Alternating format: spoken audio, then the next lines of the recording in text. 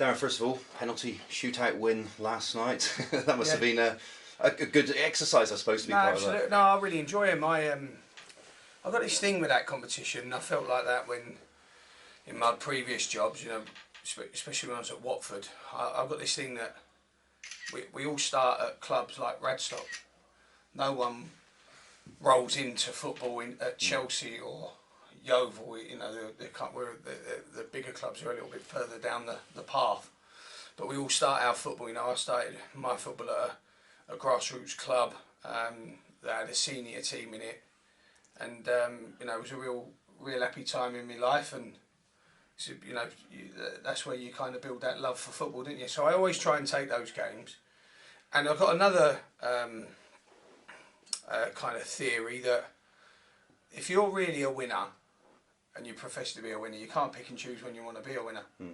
Winning, it should just be part of your psyche every day and every game. So, I give it the bee's knees that I'm a winner and this and that and all of the value garbage that comes out normally. But I like winning, and I wanted to do the game properly. And everyone probably knows the first team staff were there. It was a mixture of young first team players and Liam, for example, who's not played for a few months, and then it was a good chance for me to see the young lads. So I really enjoyed it. I enjoyed watching them play. I thought they played some good football on a difficult surface. I thought they were brave as hell. I thought they withstood the duress of a few old grumpy men trying to stick them up in the air, and I enjoyed watching the challenge. Yeah. Does it give you, or have they given you something to think about moving forward with the calibre of player almost that you got to see? Does it mean Radstock? No, from yeah, potentially. Yeah. It's still January, but no, from the players that you were watching, the youngsters, did they show you anything? I was, the one thing about young players, they always surprise you, and the thing I like about this current youth team is that I think they've had 12 games now or 13 games now with Mark Jones, who's obviously part of my team as well, who's doing the youth, a bit like Terry and a bit like everyone really. And I think they've won 9 or 10 of the 13 games that Mark's been with them. So what they're getting in the last 13 games is a top class education from someone who's worked in youth development from the Premier League down to the National League and been a senior manager himself. And I think he's given them a fantastic education, really do, and a good grounding. And because of that, because of the change in the dynamic of the coach, it's brought things out in some of the individuals that I never knew were there, or never foresaw would be there. And some of them, surprised me. Some of them really surprised me, and that's the thing, like I said, with young lads, they can surprise you in both ways, in good and bad.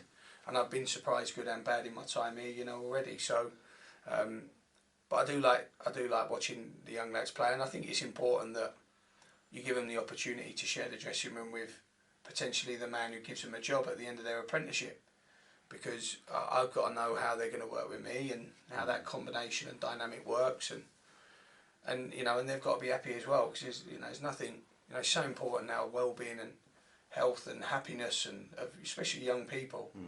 It's got to be, really has got to be a two-way street now. I think in years gone by, that's your coach, get on with it. I don't think it's really like that now. I think that the value of the human being is far higher now, or far more considered anyway. But no, I really enjoy it, and like I said, I said to Terry, have a night off, I'll do the warm-up. I like going out on the pitches, and I like to set the standard that, hold on, I'm here, I'm doing it, so you're doing it. If I'm doing it right, you're doing it right. And I think they're important standards to set in any business, in any organisation. And it's, but going all the way back to the beginning and before the ramble, it was I very much enjoy those games. And when we play the next round, wherever we play it, against whoever we're playing, I'll be doing the team again. And of course, it's still January. You're expecting to be busy over the next 24 hours or so? Well, the demand for us is only really with Premier League clubs, because we're still open afterwards. We're forever just trying to play a trade, if you like. It's a bit of a trading floor, my office at the moment. We're at a point where to bring anyone in of substance, we're probably going to have to create some sort of financial resource, i.e. a player going the other way. So that's probably going to have to happen if we're going to bring anyone in to affect the starting 11. Other than that, we carry on working with our players. We see what the Premier League youth development system chucks us in the next 48 hours, or blimey, no, 30 odd hours now, and I'm expecting to be here till 11 o'clock tomorrow night, just in case we can nick another James Tilley and help them with their development. But at the moment, I've got to say, it's been very difficult. The way academies now want their players to go out, and you're almost under a bit of lock and key if you take them. And I don't like that. I don't like someone having almost like an influence over whether I play someone for just in case we give them the ump or we get a financial penalty or something like that. I don't think that's not how you build a football team, is it? No. So we'll see. I mean, Brighton have been very good to us this year. Norwich have been very good to us this year with looking at players and things like that. There's some really, really fantastic people in youth development in this country, and hopefully we can be of service to them, and their players can be a free service to us. Absolutely. And well, Chorley are next up, they're bottom of the table. Does that change your thinking? Does it put extra pressure on you because you were expected maybe to win the game? No, I think the one thing we've brought here, and I was thinking about this when I was driving in this morning, and there's no really sort of clever way around it, or if there is, it's far too clever for me. But the one thing that we have definitely driven here is expectation, and I don't think it matters who we play now. I think at the start of the season, everyone said to me, Darren, I'd just be happy for a winning season, above mid-table. Let's have a flirt with playoffs and and obviously we get beat last weekend in a game we are expected to win, probably like Saturday, and a few of the staff, players and myself come under a bit of verbal abuse for that performance, which I found quite strange. I found very strange actually, but no, we're expected to win, and I think we've driven that, and I'd love there to be some sort of really clever way for me to try and manage that, but there isn't, because the quality of our work has been good, the quality of our recruitment's been good, and because everyone's seen us probably at 9 out of 10 or 9.5 out of 10s in a game, the expectation is, why can't you do that every week? Human beings don't normally do 9.5 out of 10 every week. It's why we're human, and we just got to keep driving on. And we were really disappointed last Saturday. Really disappointed. I was really disappointed for the brilliant following that we took, and the fact that they came here and they had breakfast, and the club are trying to make a real day for it for the supporters now, and I was really disappointed. I was disappointed for myself. I was disappointed in myself for certain things, and I was disappointed for the players and disappointed in the players. And the players will think likewise, and the supporters will think likewise, and we get in this lovely kind of motion of why, if, how, should have, could have, would have, and and we get to that point. But we've just got to make sure our performance is a lot better than last Saturday. I think Charlie's just been up here.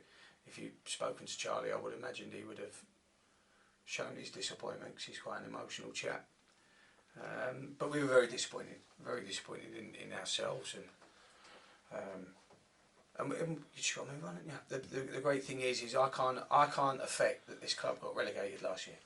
I can't affect in the same way that we lost to Woking 1-0 last week. I can't affect these things, but I can keep trying to affect what happens moving forward. And we've made sure we've utilised a little bit more time this week as a little rap on the back of the knuckles to the players, and we've ensured that focus is absolutely at a premium, and we'll definitely see the fruits of that labour, definitely.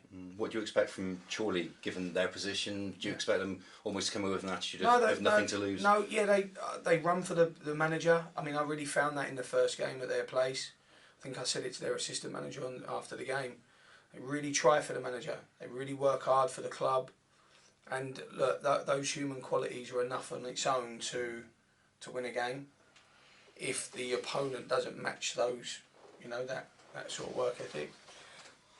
But again, like every week we talk, we have to make sure that we probably all sit in now thinking Woking last week was a poor defeat because of our performance. I agree. I absolutely agree. I don't think it's really anything Woking did. They did set up, they changed a lot in terms of their structure, but that's up to them. But if we get our performance levels right and we can get that intensity back in our legs, in our performance, and every time you kind of let the fans down when they turn up in their masses, you have to reconnect every week. And I think reconnecting with fans is an easy thing to try and do. It's a very hard thing to execute because they're looking for so much now, and quite rightly so. I'm looking for a lot. So we just got to take care of ourselves really, and we're always looking at different ways in which to play, and we're always looking at different ways in which to formulate our shape and our system, and maybe we'll see a couple of tweaks to that this week, maybe. And just finally, a word on Barrow. They extended their lead at the top of the table, didn't they, during the week? Do you look at them? Is it more about, you're just focusing on what Yeovil do? Do you pay any attention to what they're doing? No, well done, Barrow. Couldn't care. No. Really couldn't. Didn't even see the score coming. All I can affect is Yeovil. And that's all I care, if Barrow ever appoint me as manager at Barrow, then I'll worry about Barrow then, but couldn't give a toss. Good luck, Darren. Thank you for that. Right, you mentioned the word development a lot in the last couple of minutes.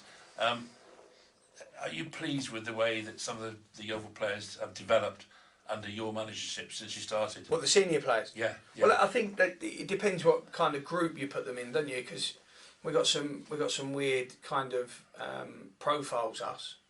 I think for a lot of the 30 plus, it's just all about performance and the winning ratios, and how, like Carl Dickinson, for example, has got the most ridiculous win per game ratio in our squad. It's things like that for those. But then you got people like Murph, who's nearly 30. He certainly looks like he's 30, but he's nearly 30, and he is still developing his profile and things like that. And then when you go all the way to the kind of the other end and you look at the younger players in the squad, I'm really pleased with Matty Worthington. I think he's been quite unfortunate of late, especially last Saturday. But even last night, when he played last night, I love watching Matthew. He's a huge part of our plans, huge part. Sometimes you have to go off in different directions in order to stay, or try and stay ahead of the curve.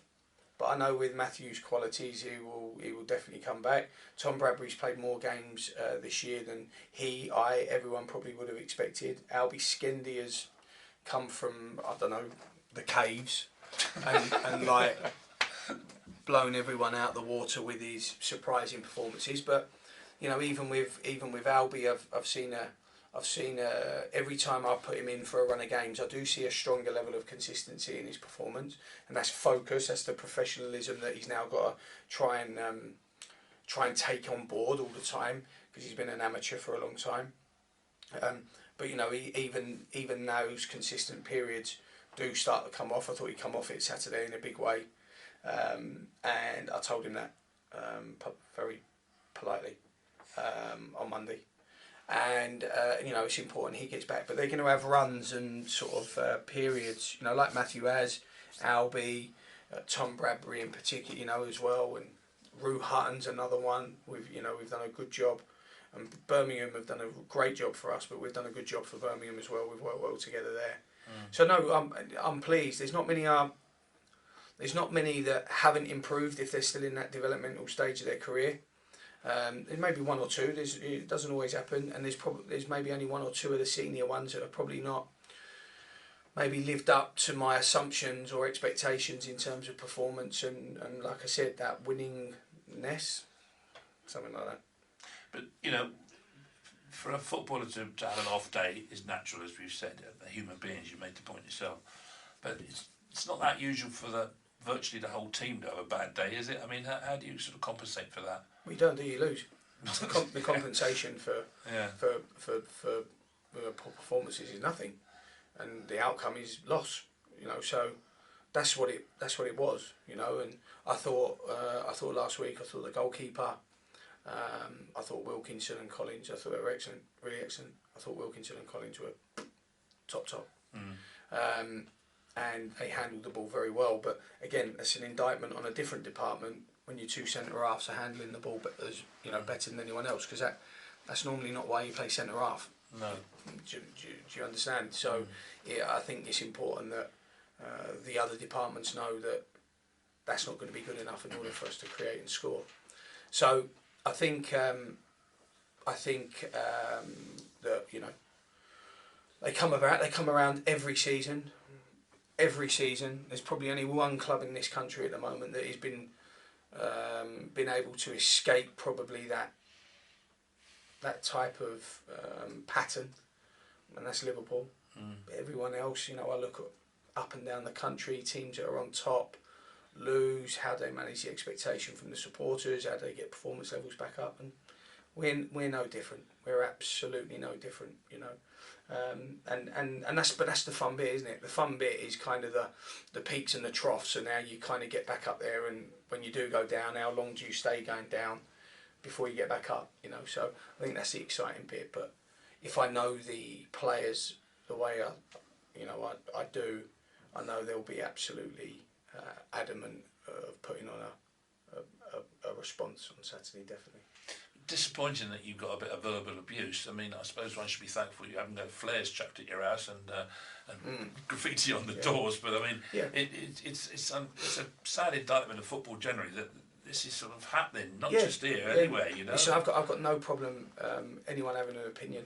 This is the beauty of football, that we all have opinion. And when we all sit in the stands and, you know, with our cup of tea in our chocolate bar watching the game, and you're in that nice calm state, I'm sure there are some very, very intelligent people all over the country doing that. But if I lifted those people up and put them in my technical area or anywhere out of the technical area, they'd know. They'd know. They would, yeah. So I've got no problem with opinions. I've got a problem with people swearing at me from 15 metres away. Because if anyone wants to speak to me Monday to Friday, I'm always here. I'm a pretty open chap. I don't turn many people away. And if they want to talk to me about the game, I've got no problem. My job, I get paid to talk about football, normally to the players, but happy to spend time with the supporters, no problem. But if people want to swear at me, I'll give them 20 quid. I'll give them the same that they pay to come here, and they can tell me where they work, and I'll come to their work. I'll stand 15 metres away, and I'm a pretty loud chap. I've got a very diverse range of vocabulary, and I've got certain vernacular from my origin. So, you know, I've got no problem. Look, do you have to expect it? Yeah, you do. You absolutely have to do in our job, and it's one of the things, you know. I accept all of the nice stuff when we're playing well and we've had a great result and we have that lovely moment with the supporters. So I should really accept the other way, which I do. You know, I get it frustrates me a little bit the way I see Terry sometimes treated, because Terry is as good a man as any football club could want in their infrastructure. So that I get confused with that at times. You know, I do get confused with that at times. But like I say, anyone wants to speak to me Monday to Friday, I'm here. No problem. Any injury worries or anything for Saturday? I think Alcock's going to train today for the first time, so he might be available. Liam O'Brien played his first hour last night. I'm not sure where that leaves him today. We'll probably get a better idea tomorrow. Got to be careful with Liam, and you know, got to be careful with the players coming back from injury. Saying that though, he'd not played a game for 4 months before he played in his first spell with us, so we've got to look at that. Apart from that, I think all the same ones are injured, and we are as a fit bill of health as possible, which is nice. I thought Saturday we missed 2 players in particular. Saturday I thought we missed James Tilley, and I thought we missed Lawson Diath, because, you know, for what the game needed, which was a little bit more construction in midfield, I thought Lawson, who's brilliant at being composed and lifting his head up and finding a pass. But you watch Lawson when he passes it, he doesn't hit it at people.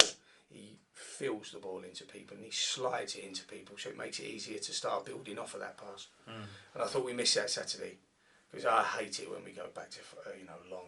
It just I just don't like watching my team when it does that. And I just don't think it.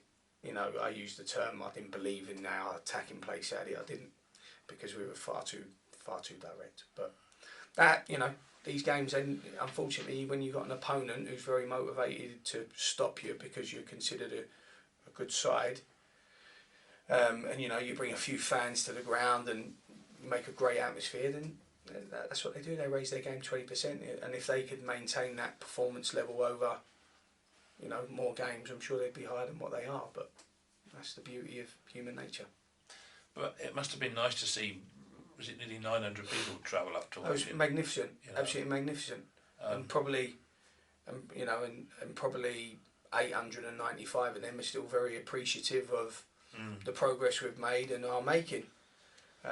It's just a shame when a few that maybe have started their consumption of alcohol a little earlier just have to be the way they are. But listen, we're all brought up differently, and we all think some things are right and some things are wrong, and it's something that I've got no problem with it. They want to shout at me, but I'm going to shout back. One guarantee.